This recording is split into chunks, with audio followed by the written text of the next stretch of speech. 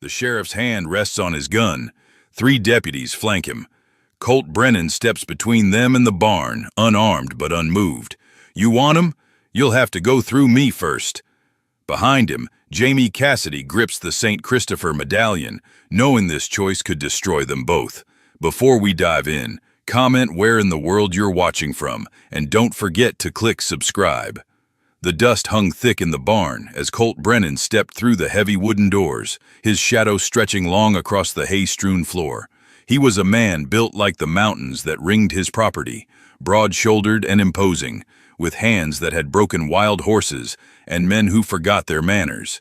His boots struck the planks with authority, each footfall a reminder that everything within these walls answered to him. Inside, bent over a saddle he was mending, worked Jamie Cassidy.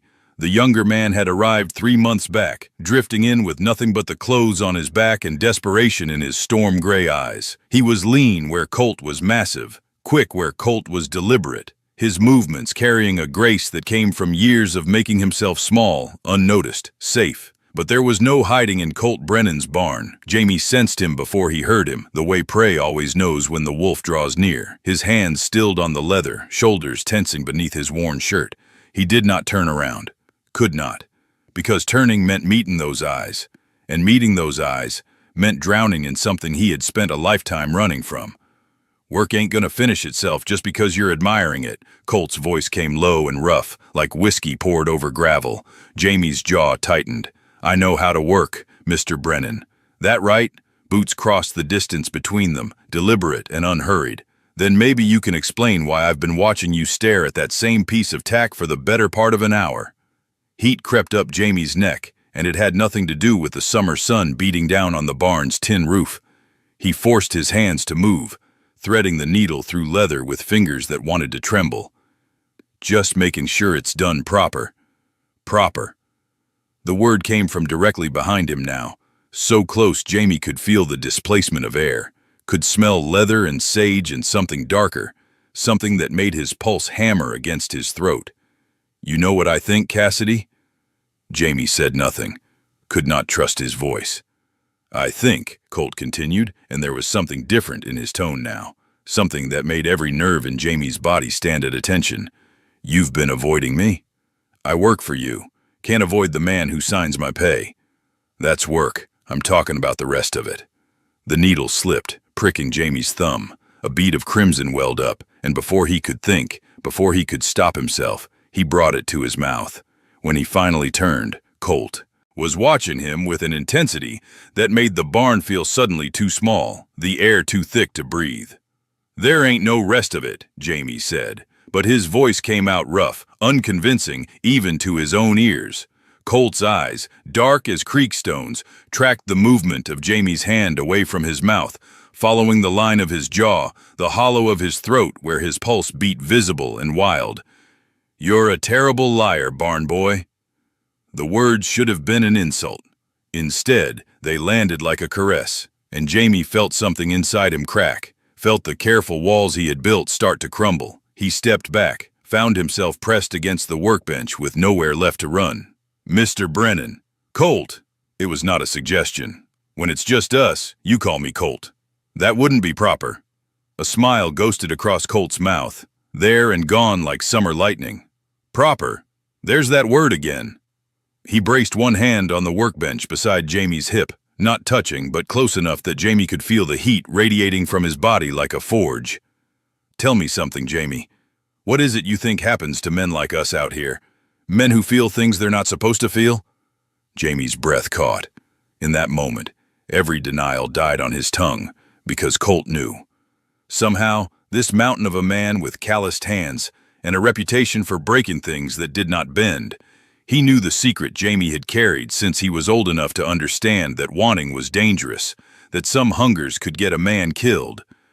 I don't, Jamie started, but Colt's free hand came up, not touching, just hovering near Jamie's face.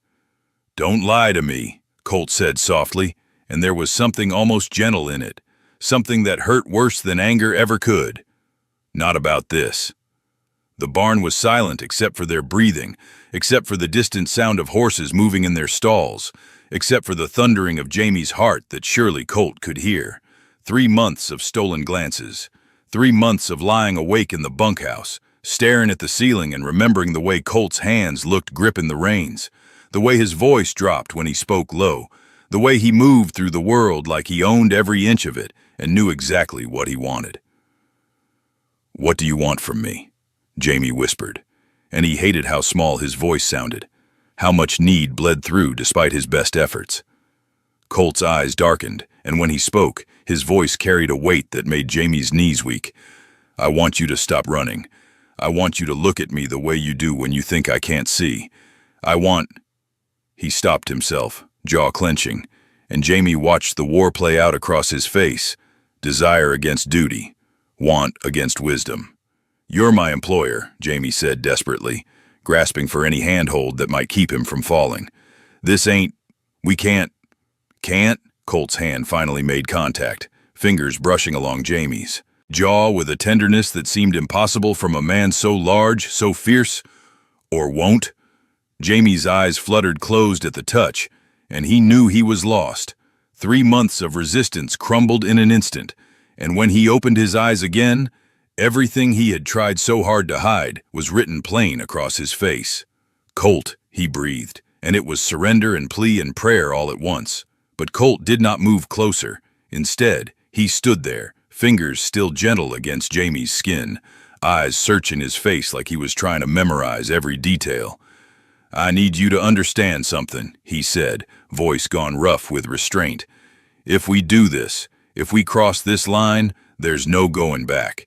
In this town, in this territory, men like us, we have to be careful. We have to be sure. I know the risks." Jamie's hand came up trembling and covered Colt's where it rested against his face. "You think I don't know what happens to men who want what we want? I've been running my whole life, Colt. I'm tired of running." Something shifted in Colt's expression, something fierce and possessive that made Jamie's stomach drop and soar all at once. "Then stop," Colt said simply. "Stay. Work beside me. Let me—" He stopped again, seemed to be struggling with words that had likely never crossed his lips before. "Let me take care of you." "I don't need taking care of." "No," Colt agreed, thumb stroking across Jamie's cheekbone in a gesture so tender it made Jamie's chest ache. "You don't. But maybe I need to anyway." Outside, the sun continued its arc across the sky. The ranch went about its business, cattle lowing in distant pastures, hands calling to one another, life moving forward the way it always did. But inside the barn, time seemed to stop, suspended in the space between Colt's hand on Jamie's face and the question that hung unspoken in the air between them. Jamie had spent his entire life learning how to disappear, how to make himself small and unnoticed and safe. But standing here, caught between Colt Brennan's body and the workbench, pinned by eyes that saw everything he had tried so hard to hide, he realized that maybe safety was not what he needed. Maybe what he needed was this: to be seen, to be known, to stop apologizing for the way his heart beat faster when Colt walked into a room. "What happens now?" Jamie asked, and his voice was steadier than he expected. Colt's smile was slow, transforming his harsh features into something almost beautiful. Now we take it slow, we're careful. But Jamie?" His hand slid down, fingers curling around the back of Jamie's neck, and the intimacy of the gesture stole Jamie's breath. "I've wanted you since the day you walked onto my property. Tried to tell myself it was just that it would pass, but it hasn't, and I'm done pretending.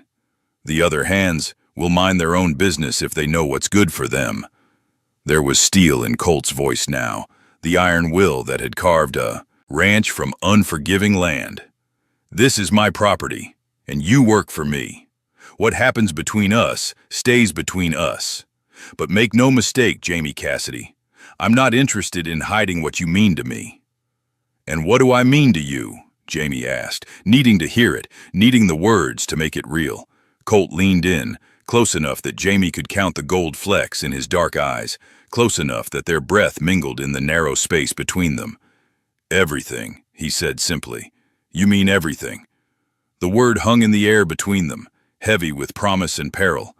Jamie knew what accepting this meant. knew the danger, the secrecy, the constant looking over their shoulders. But he also knew that he was done running, done pretending, done denying himself the one thing he had never dared to reach for. "Then I'm staying," Jamie said, and felt the last of his walls crumble. "I'm staying, Colt."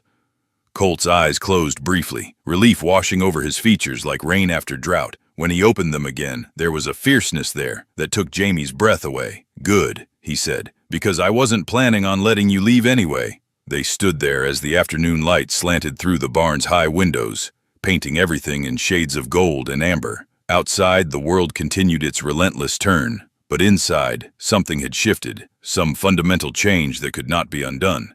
Two men, caught between desire and danger, between what they wanted and what the world would allow, had made their choice, and in the quiet sanctuary of Colt Brennan's barn, surrounded by the smell of leather and hay and honest work, they began to build something new, something fragile and fierce, born of stolen glances and unspoken longing, nurtured by the knowledge that they had found in each other something worth fighting for. The story of the massive rancher and his barn hand was just beginning, written in the language of touches that lingered too long, of eyes that spoke what lips could not, of two souls who had finally stopped running and chosen instead to stand their ground, together, against whatever might come. Because in the untamed West, where survival often meant conformity and safety required silence, they had discovered something more precious than gold, more valuable than land. They had found each other, and that, they both knew, was worth any risk. The days that followed carried a new weight, thick and sweet like honey, dangerous as a loaded gun with the safety off. Jamie moved through his work in a haze, every task colored by the memory of Colt's hand on his face, the rough timbre of his voice saying everything. The other hands noticed nothing, or if they did, they were wise enough to keep their observations to themselves. But Jamie felt transparent as glass, certain that anyone who looked at him would see the truth written across his skin. Colt, for his part, maintained his distance during daylight hours.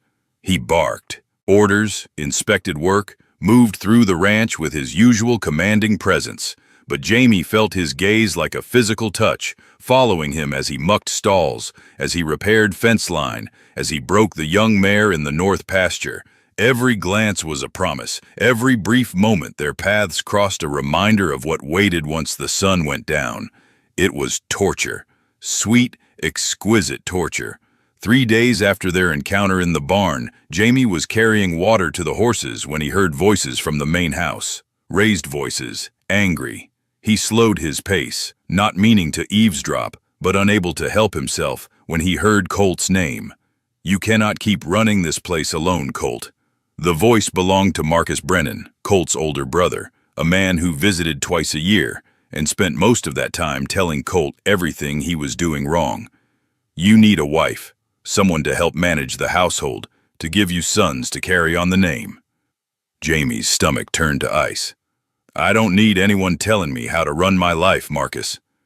Colt's voice was steel wrapped in silk, the kind of dangerous calm that made smart men step back. "You're 34 years old.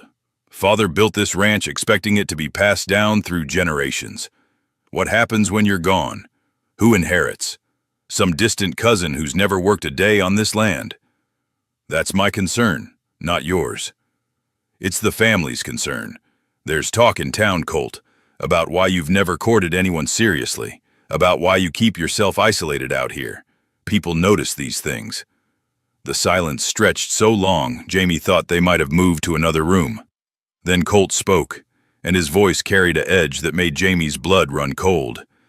"Let them talk. I've never lived my life according to what people think, and I'm not about to start now. This conversation is over." "Colt, I said it's over. You know where the door is." Jamie moved quickly, not wanting to be caught listening, but the damage was already done. The words echoed in his head as he finished his tasks, as he sat through dinner with the other hands, as he lay in his bunk that night staring at the ceiling. There's talk in town. People notice these things. He had been a fool to think they could have anything real, anything lasting. Men like them did not get happy endings.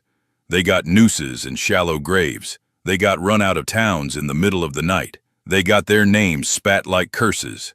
What had he been thinking, allowing himself to hope? The knock came near midnight, soft but insistent.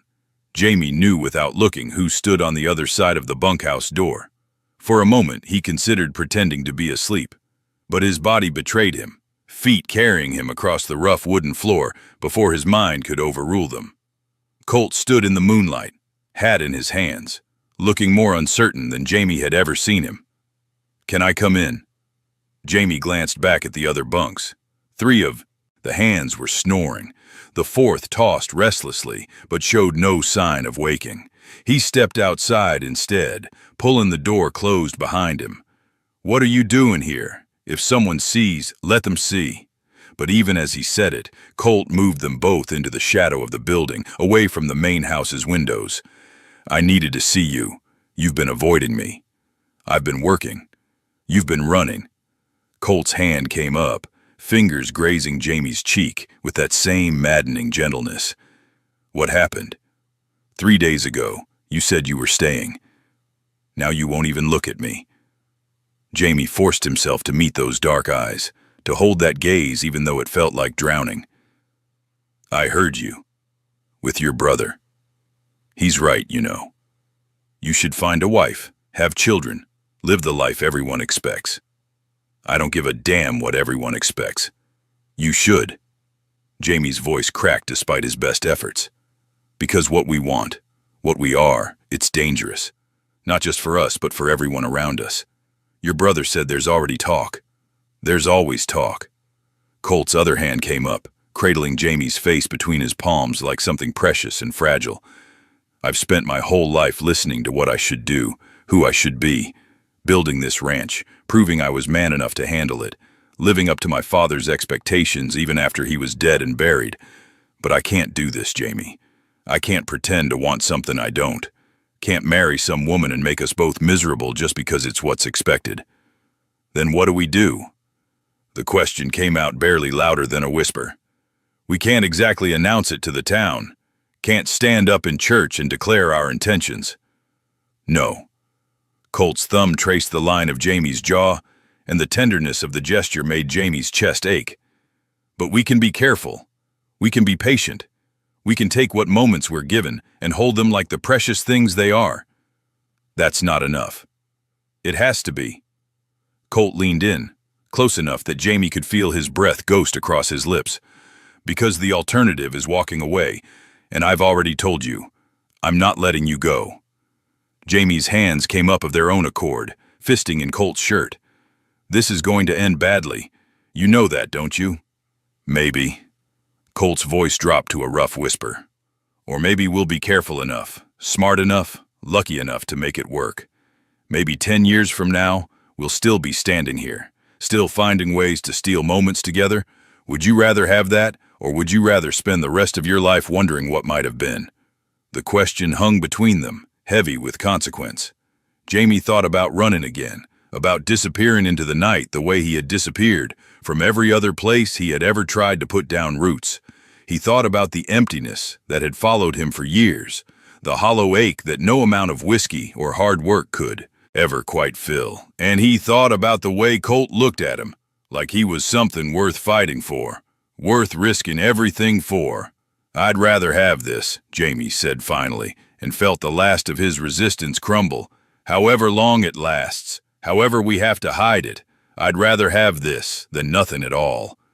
Colt's eyes closed briefly, relief washing over his features. When he opened them again, there was something fierce burning there, something that took Jamie's breath away. "Then we'll make it work. Whatever it takes, we'll find a way." They stood there in the shadow of the bunkhouse, the night wind carrying the scent of sage and distant rain. Somewhere in the darkness, a coyote called to its mate, the sound lonely and wild and full of longing. Jamie understood that call now, understood it in his bones, because he had spent his whole life howling into the void, hoping someone might answer, and Colt had answered. The following week brought a new challenge in the form of Sarah Whitmore, daughter of the town's most prominent banker. She arrived at the ranch in a carriage dressed in blue silk, parasol twirling, smile bright as a new penny. Marcus had invited her, of course, another attempt to push Colt toward respectability and marriage. Jamie watched from the corral as Colt helped her down from the carriage, his movements polite but stiff. He played the gentleman because he had been raised to be one, but Jamie could see the tension in his shoulders, the way his jaw clenched when Sarah's gloved hand lingered on his arm. "Pretty thing," one of the other hands, a man named Dutch, commented as he leaned against the fence beside Jamie. "Reckon the boss'll finally settle down."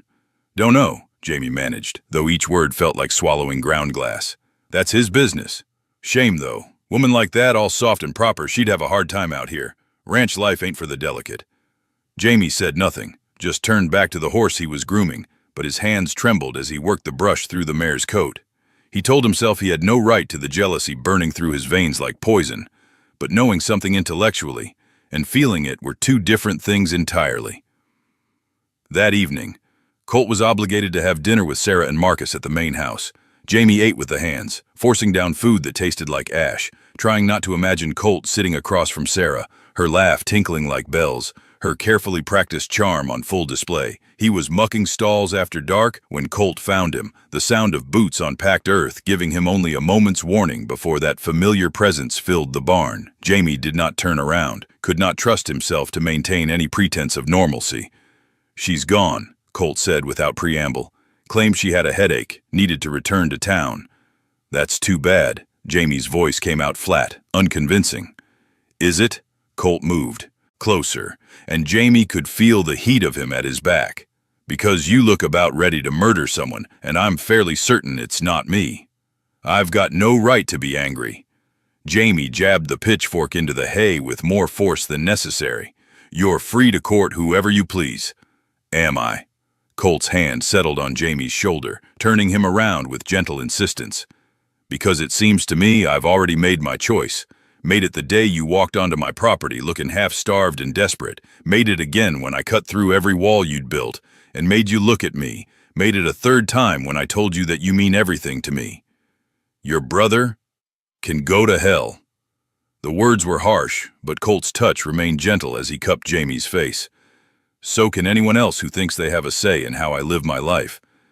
I sat through 3 hours of that woman's chatter about fashion and social events and which families are marrying which, and all I could think about was how much I wanted to be out here with you. The confession should not have made Jamie's heart race the way it did. Should not have made him feel like he was standing on the edge of a cliff, one strong wind away from falling. "This is dangerous, Colt. You're risking everything. For you." Colt's forehead pressed against his, the gesture intimate in a way that had nothing to do with desire and everything to do with tenderness. "I'm risking everything for you. And I'd do it again, every day, for the rest of my life if that's what it takes." Jamie's hands came up, gripping Colt's wrists, holding on like a drowning man holds on to driftwood. "I don't understand why. I'm nobody, nothing special. Just another drifter who happened to land here." "You're not nothing." Colt's voice was fierce now, urgent. "You're the first thing I think about when I wake up and the last thing on my mind before I sleep. You're the reason I built that fence on the north pasture higher than it needed to be, just so I'd have an excuse to ask you to check it. You're the reason I've started taking my coffee in the barn instead of the house, hoping you might wander in. Don't you dare call yourself nothing." The words hit Jamie like physical blows, each one cracking through another layer of the armor he had spent years building. No one had ever spoken to him like this, like he mattered, like his presence in the world was something worth celebrating rather than tolerating. "I'm scared," he admitted, the confession torn from somewhere deep inside.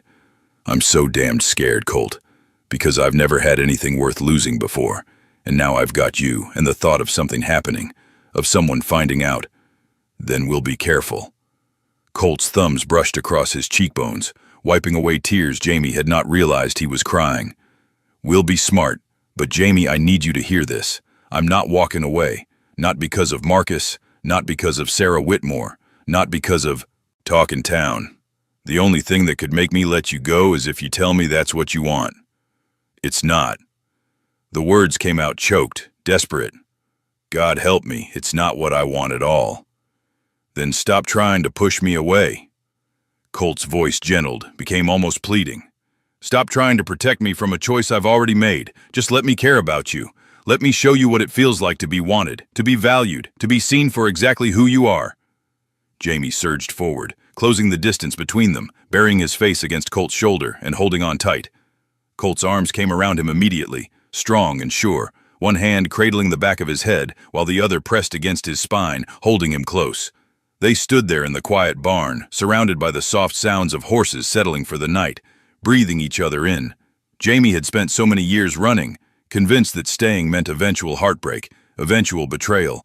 But here in Colt's arms, held like something precious, he felt the unfamiliar stirring of something he had never dared to reach for. The moment stretched between them, suspended in the amber glow of lamplight and the sweet smell of hay. Finally, Colt pulled back just enough to look into Jamie's eyes, his rough hand coming up to trace the line of Jamie's jaw with a tenderness that made breathing difficult. "Tell me something," Colt said softly.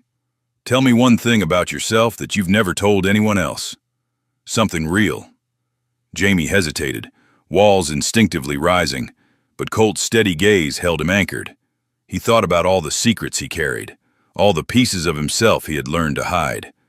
Then, slowly, he spoke. "When I was 12, my mother gave me a silver pocket watch. It was the only thing of value she owned, passed down from her father.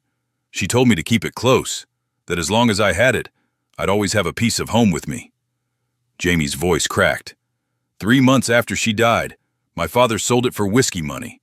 I tried to stop him, begged him not to, and he stopped, the memory still sharp after all these years." "He what?" Colt's voice had gone deadly quiet. "He beat me for questioning him. Told me I was selfish for wanting to keep something that could feed us for a week, but he didn't use the money for food, just more drink." Jamie forced himself to continue. "I left that night. Been moving ever since, never staying anywhere long enough to collect things that could be taken away, never letting myself want anything I couldn't carry in my pockets." Colt's jaw clenched, and for a moment Jamie saw something dangerous flash in his eyes. Then his expression softened, and he reached into his own vest pocket, pulling out a worn leather cord with a single silver medallion hanging from it. "My mother gave this to me before she passed," Colt said, pressing it into Jamie's palm. "Saint Christopher, patron saint of travelers, of those searching for home. She told me that someday I'd know when to pass it on, that I'd meet someone who needed its protection more than I did." His fingers closed around Jamie's, wrapping both their hands around the medallion. "I'm giving this to you, Jamie, not because I think you need divine intervention, but because I want you to have something that can't be taken away, something that reminds you that you have a home now, with me." Jamie stared at the medallion, feeling the weight of it, the warmth from Colt's hand still clinging to the silver. "Colt, I can't take this. It's too important." "Exactly." Colt's voice was firm. "Which is why I want you to have it, because you're important to me, more important than anything else in this world." The simple sincerity of the words broke something loose in Jamie's chest. He closed his fist around the medallion, then looked up at Colt with eyes that burned with emotion too big to contain. "I don't know how to do this, how to let someone in, how to trust that you won't." He stopped, unable to finish. "Won't leave? Won't betray you? Won't decide one day that you're not worth the trouble?" Colt's hand came up to cup Jamie's cheek. "I can't promise I'll never make mistakes, never say the wrong thing or fail you in some small way. But Jamie, I can promise you this. I will never stop choosing you. Every morning when I wake up, every night when I close my eyes, every moment in between. You're it for me. There's no one else. Never has been. Never will be." "How can you be so sure?" Jamie whispered. "We've only known each other 6 months. I knew the first week." Colt's thumb traced across Jamie's lower lip, the gesture intimate and possessive. "You were in the north pasture, working with that wild, sorrel mare that no one else could get near. I watched you gentle her, watched how patient you were, how you never once raised your voice or your hand. You just stood there, quiet and steady, until she came to you on her own. And I thought, that's what I want. That kind of patience, that kind of gentleness. That's what I've been searching for my whole life without knowing it. I'm not that patient, Jamie said, voice rough. Not with people. I've spent my whole life keeping walls up, keeping everyone at arm's length. I know. Colt smiled, and it was soft, understanding. But you let me in anyway.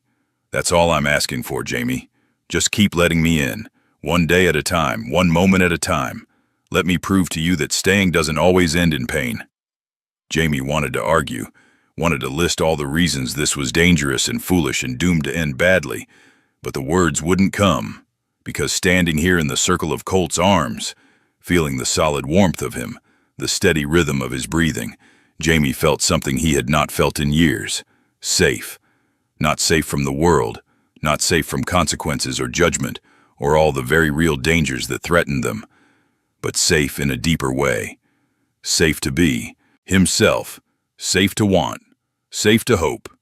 One day at a time, Jamie repeated quietly, testing the words on his tongue. I think I can do that. That's all I need. Colt leaned in, pressing his forehead to Jamie's, and they stood there breathing the same air, hearts beating in rhythm. One day at a time, one moment at a time. We'll build something together, you and me.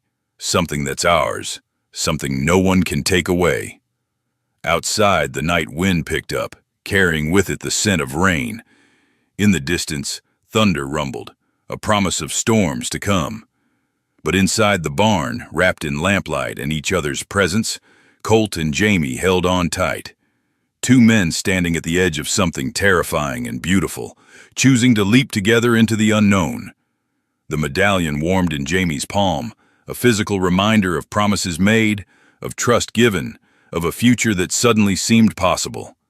He slipped the leather cord over his head, feeling the silver settle against his chest, right over his heart. It felt right there. Felt like coming home. Thank you, he said softly, and the words encompassed so much more than the gift. Thank you for seeing me. Thank you for choosing me. Thank you for making me believe that maybe, just maybe, I deserve something good. Colt's eyes gleamed in the lamplight, understanding everything Jamie couldn't say. You don't have to thank me for giving you what you've always deserved. They stayed there longer than was wise, longer than was safe, but neither seemed willing to be the first to let go. The horses shifted in their stalls, the barn settled around them, and still they held on, because this connection they had found, was worth every risk, every consequence, every moment of fear. The road ahead would not be easy. They both knew that. But for now, in this moment, it was enough to simply be here, together, choosing each other despite every reason not to, and in that choice, finding something more precious than safety, more valuable than certainty. They were finding love, real, honest, dangerous love, the kind worth fighting for, the kind worth risking everything for, the kind that might just save them both. Hope, fragile and terrifying, but undeniably real. Summer gave way to autumn, and the ranch transformed under skies that burned gold and crimson at sunset. The work changed with the seasons, became about preparing for winter, about ensuring the cattle would survive the coming cold, about storing enough hay and grain to last through months when the ground froze solid and the wind howled like something alive and hungry. Jamie had been on the ranch for 6 months now, and in that time, everything had changed. He moved through his days with new purpose, no longer just surviving, but actually living, building something that felt dangerously close to a future. The other hands had accepted him as one of their own, Dutch even clapping him on the shoulder one evening and calling him the best damn horse. Handler they had seen in years. But it was the nights that Jamie lived for, the stolen hours after everyone else had bedded down, when Colt would appear at the barn or the far pasture, or wherever Jamie happened to be working late. They talked about everything and nothing, about Colt's plans for the ranch, about Jamie's childhood moving from town to town with a father who drank too much and a mother who died too young, about dreams they had never dared speak aloud before.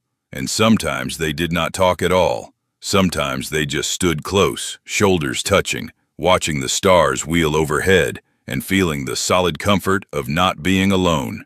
It was during one of these quiet nights, with the first frost silvering the grass, that Marcus returned, He arrived without warning, his carriage rattling up the road at dusk, and this time he was not alone. Sarah Whitmore sat beside him, along with her father, the banker, and another man Jamie did not recognize, but whose expensive suit and calculating eyes marked him as someone important. Colt met them on the porch, his face carefully neutral, but Jamie saw the tension in his shoulders from where he stood by the corral. Something was wrong. Whatever had brought Marcus back, it was not a social call. The meeting lasted hours. Jamie tried to focus on his work, on checking the horses, on anything that might distract him from the knot of anxiety tightening in his chest. Finally, near midnight, lamplight still glowing in the main house's windows, the visitors emerged. Jamie watched from the shadows as they climbed into the carriage. Sarah looked upset, her handkerchief pressed to her face. Her father appeared angry, gesturing sharply as he spoke to Marcus, and the stranger in the expensive suit just smiled, cold and knowing, before tipping his hat to Colt in a gesture that felt more like a threat than a courtesy. Only when the carriage had disappeared down the road did Colt's shoulders slump. He stood on the porch for a long moment, hands braced against the railing, head bowed like a man preparing for battle. Jamie should have stayed in the bunkhouse, should have given Colt space, privacy, time to deal with whatever storm his brother had brought, but he found himself crossing the yard instead, drawn by an instinct he did not fully understand but could not ignore. Colt did not look up when Jamie's boots sounded on the porch steps, but his voice came rough and tired. "You should be sleeping. So should you."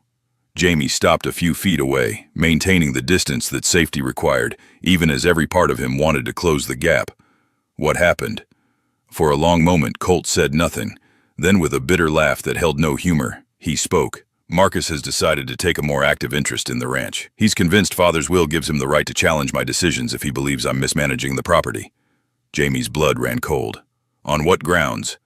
"On the grounds that I'm 34, unmarried, and showing no interest in producing heirs. The man with them tonight was a lawyer.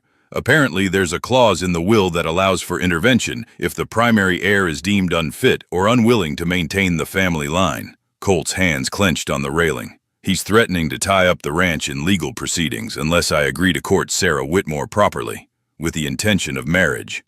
The words hit Jamie like a fist to the gut. He stepped back, the night air suddenly too thin, too cold. "Then you should do it." Colt's head snapped up. "What?" "You should marry her." Each word cost Jamie something, but he forced them out anyway. "This ranch is your life's work. You built it from nothing, turned it into something that matters. I won't let you lose that because of me." "Because of you?" Colt was off the porch in an instant, closing the distance between them with long strides. "Jamie, this has nothing to do with you and everything to do with Marcus trying to control something that was never his.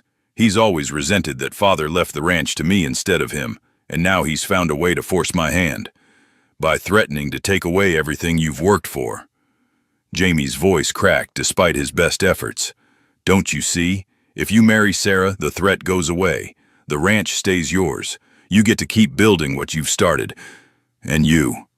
Colt's hands came up, framing Jamie's face with a desperation that made Jamie's chest ache. "What happens to you in this scenario? I marry Sarah, I bring her here to live, I play the dutiful husband while you, what? Watch from the barn? Pretend we never had this? I leave." The words tasted like ash. "I move on, same as I've always done, and you keep the life you've built." "That's not a life." Colt's voice broke, raw and urgent. "A life without you in it. That's just existence. That's going through the motions, playing a role, dying slowly inside while pretending everything is fine. I can't do that, Jamie. I won't. You have to." Jamie pulled back, putting distance between them, even though every instinct screamed to stay close. "Because the alternative is you losing everything. The ranch, your reputation, maybe even your freedom if Marcus decides to push this in the wrong direction. There are laws, Colt. Laws about men like us. And if Marcus suspects, if he decides to make that suspicion public, then we'll deal with it." "How?" The question came out sharp, desperate. "How do we deal with that? You think we can fight the whole territory? You think standing our ground is going to be enough when they come with torches and rope?"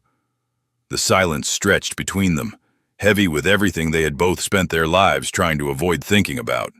Jamie had seen what happened to men like them, had heard the stories whispered in saloons and mining camps, the beatings, the hangings, the bodies found in alleys with no one willing to investigate because everyone agreed the dead men had gotten what they deserved. "I'm not losing you," Colt said finally, quietly, and there was steel beneath the words. "I don't care what Marcus threatens, what lawyers show up with legal papers, what gossip spreads through town.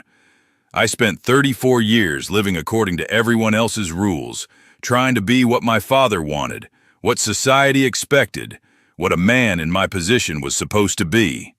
And then you walked onto my property, and for the first time in my life, I understood what it felt like to want something for myself."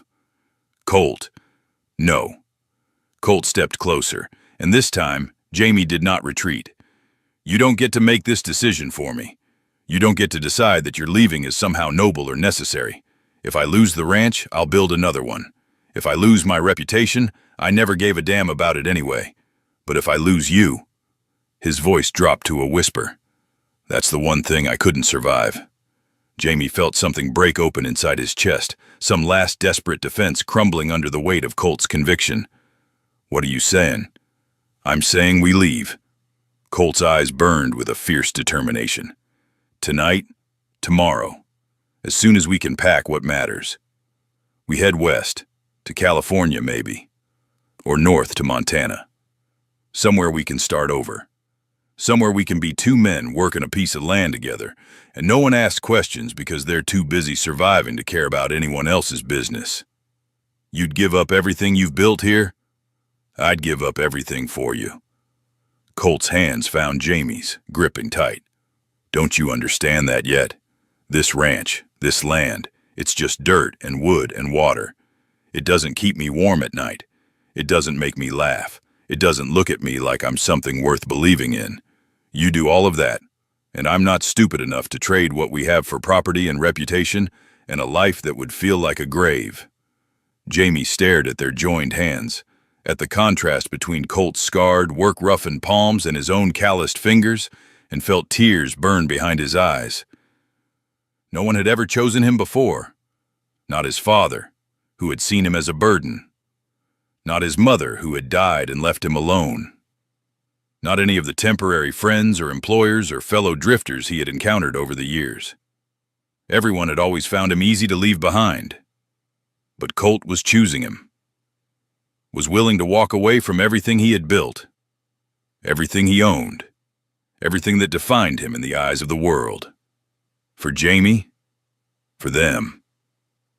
"I don't deserve this," Jamie whispered. "Yes, you do." Colt pulled him close, and Jamie let himself be pulled.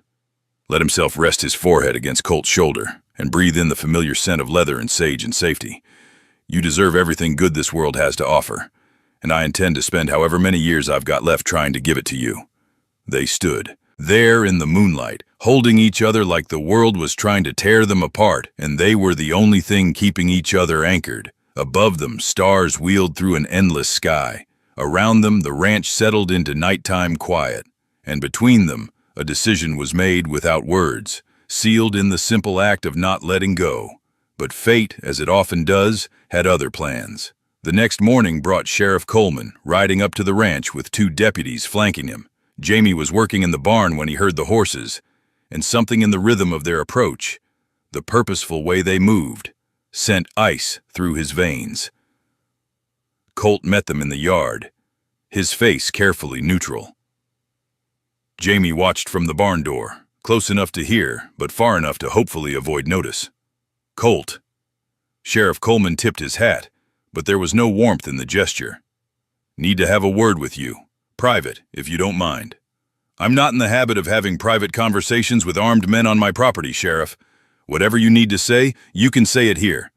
Coleman's jaw tightened. "It's about your hired hand, Jamie Cassidy." Every muscle in Jamie's body locked tight. He saw Colt stiffen, saw the way his hand drifted toward his hip where his gun usually hung, though he had left it in the house. "What about him?" "Got a telegram from Nevada yesterday. Seems there's a warrant out for his arrest. Horse theft, among other things." Coleman pulled a paper from his vest, unfolding it slowly. Description matches your man pretty close. Jamie Cassidy, also known as James Cassidy, also known as Jim Cass, wanted in 3 territories. The world tilted sideways. Jamie's hand found the barn door frame, gripping it hard enough that the wood bit into his palm. Horse theft. In the West, that was a hanging offense. And the charges were lies, old accusations from a rancher in Nevada who had tried to force himself on Jamie and then claimed Jamie had stolen horses when Jamie fought back and ran. That's ridiculous. Colt's voice was hard, dangerous. Jamie's been working for me for 6 months. He's never stolen so much as a horseshoe nail. Maybe not from you, Coleman shrugged, but the warrant's legal, and I'm obligated to bring him in, so if you'd be so kind as to call him out here. No. The single word hung in the air like a thunderclap. The deputies' hands drifted to their guns. Coleman's eyes narrowed. Colt, don't make this harder than it needs to be. I've got legal authority here. Your authority ends where my property line begins. Colt stepped forward, and despite being outnumbered and unarmed, he somehow made the 3 lawmen take a step back. Jamie Cassidy is under my protection, and I don't give a damn what some warrant from Nevada says. He's not going anywhere. You're interfering with the law.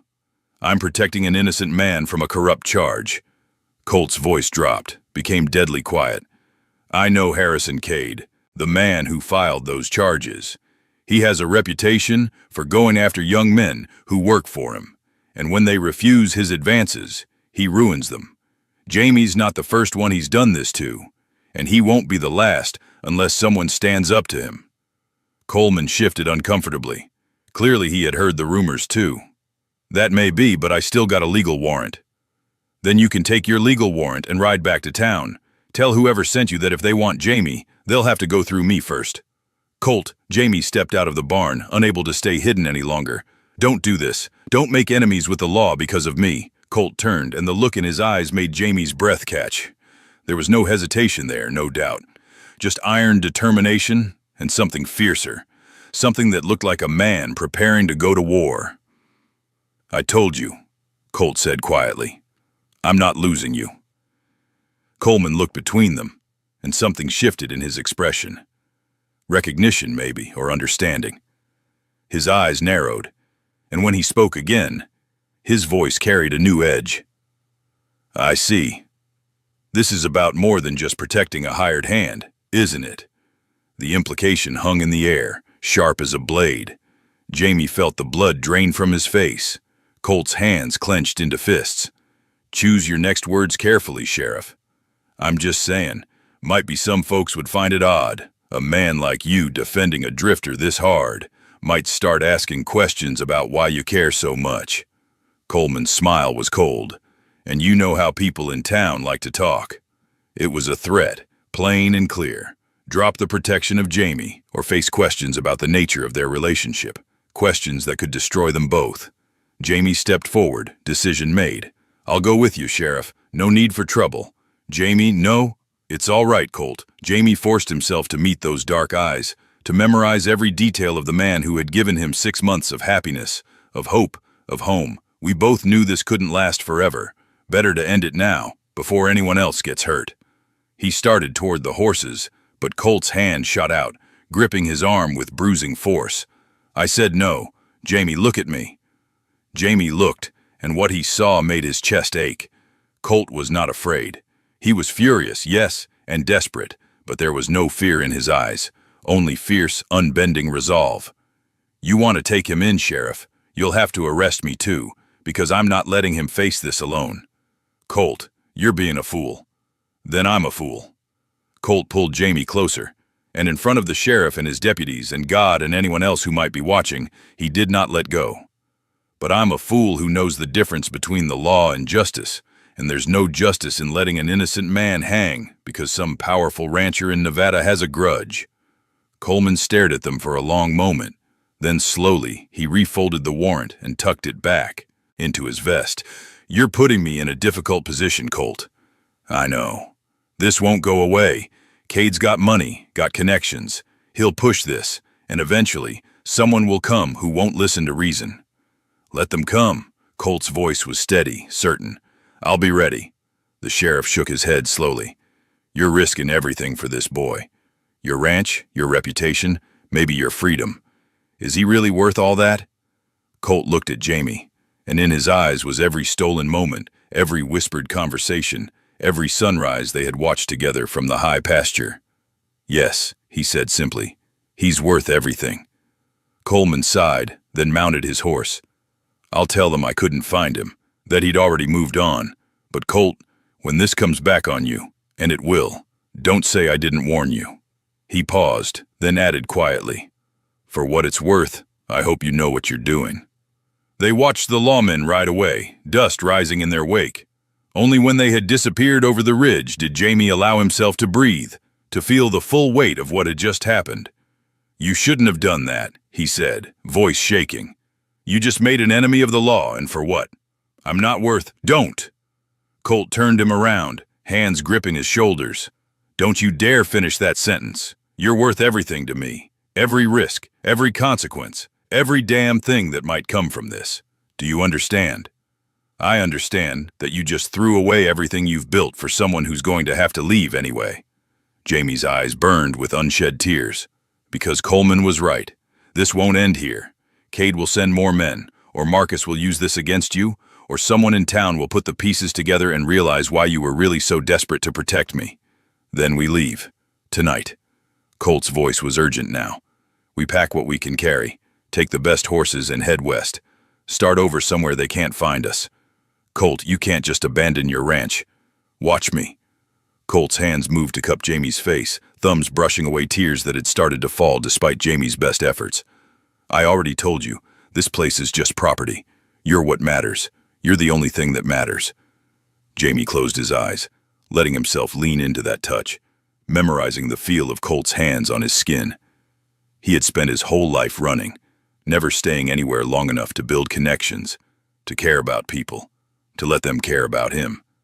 The thought of running again, but this time with someone beside him, someone who knew every secret he carried and chose him anyway, was terrifying and exhilarating in equal measure.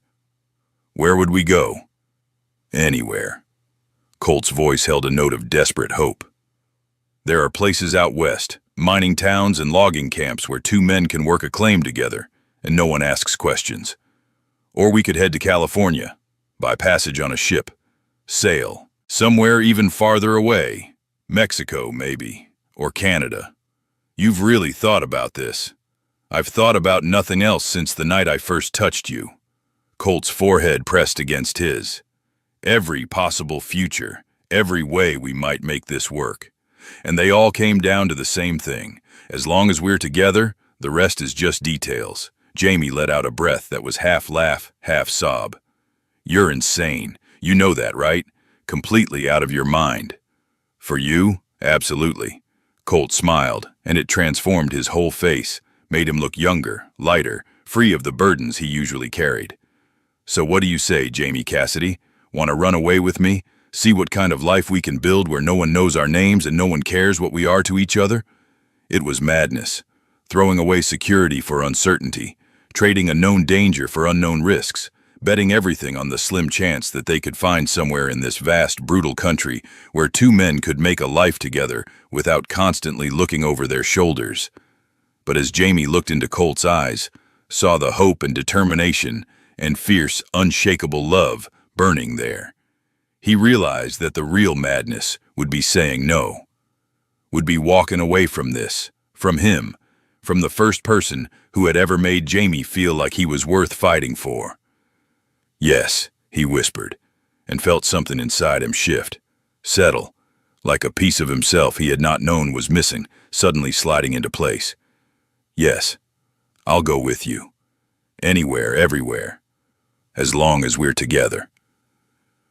Colt's smile widened, and then he was pulling Jamie close, holding him tight, and Jamie held him back with everything he had. Around them, the ranch carried on with its business, cattle lowing in distant pastures, horses moving in their stalls, the wind carrying the scent of approaching winter. But inside the circle of Colt's arms, Jamie felt something he had never felt before. Home. Not a place, but a person. Not four walls and a roof, but strong arms and a fierce heart, and a love that was willing to sacrifice everything for a chance at happiness. They had until nightfall to prepare, to pack what they could carry, to decide which horses to take, to figure out where to go and how to get there without being followed. It was not much time, but it would have to be enough. Because sometimes, love does not ask for permission or wait for the perfect moment. Sometimes it demands that you leap into the unknown, trust in each other, and hope that wherever you land, you'll land together. As the sun began its descent toward the horizon, painting the sky in shades of crimson and gold, Colt and Jamie made their preparations. They moved through the ranch one last time, saying goodbye to the life they had built here, even as they prepared to build something new somewhere else. Dutch found them in the barn as they were saddling horses. The older hand stopped in the doorway, taking in the scene, the packed saddlebags, the determined expressions, the way Colt and Jamie stood close together in a way that might have meant nothing or might have meant everything. "So you're leaving then," Dutch said. It was not a question. Colt straightened, his hand moving instinctively to rest on Jamie's shoulder. "We are." "This about that warrant?" "Among other things." Dutch nodded slowly, then surprised them both by pulling a small leather pouch from his pocket. "Found this gold panning last summer. Was saving it for something important. Reckon this qualifies." He tossed the pouch to Colt, who caught it reflexively. "That should get you where you're going, wherever that is." Jamie felt his throat tighten. "Dutch, you don't have to." "I know I don't have to. I want to." The old hand's eyes moved between them, and there was understanding there. Acceptance. "I've been working ranches for 30 years. I've seen all kinds of folks, all kinds of situations. What I learned is that people who find something real, something worth holding on to, they're damn fools if they let it go just because other people got opinions." He paused, then added gruffly, "You two take care of each other, you hear? And maybe someday, when things have died down, you send word letting a man know you made it somewhere safe." Colt's voice was rough with emotion. "Thank you, Dutch. For everything." "Ain't nothing." But the old man's eyes were suspiciously bright as he turned to leave. He paused in the doorway, looking back one last time. "For what it's worth, boss, I always figured a man like you deserved to be happy. Glad you finally figured out what that looks like for you." They finished their preparations as dusk fell, painting the ranch in shades of purple and deep blue. Marcus's carriage would not arrive for another day or two, and by then, they would be long gone, already deep into territory where warrants and family obligations could not reach them. As they led their horses out of the barn, Jamie paused, looking back at the structure that had witnessed so many of their stolen moments, the place where Colt had first touched him with gentleness, where they had built something fragile and fierce out of whispered conversations and desperate hope. "Having second thoughts?" Colt asked quietly. "No." Jamie turned to him, and there was no doubt in his voice. "I was just thinking about how strange it is. 6 months ago, I was drifting, alone, convinced that was all I deserved. And now I'm about to ride off into the night with you, and I'm not scared. I should be terrified, but all I feel is free." Colt's hand found his, their fingers intertwining. "That's what love does. It sets you free, not from consequences or hardship, but from the prison of pretending to be something you're not, from the loneliness of never being truly seen." They mounted their horses as the first stars began to appear overhead. Behind them, the ranch house stood dark, its windows like closed eyes.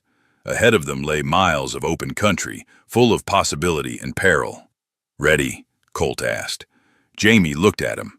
This man who had given up everything for a chance at happiness, who had chosen love over safety, who had seen Jamie at his most broken and decided he was worth putting back together. And he smiled. "Ready?" They rode out under a sky full of stars, heading west toward the mountains, toward uncertainty, toward whatever future they could carve out together. Behind them, the life they had known fell away like a shed skin. Ahead of them stretched endless possibility. Would it be easy? No.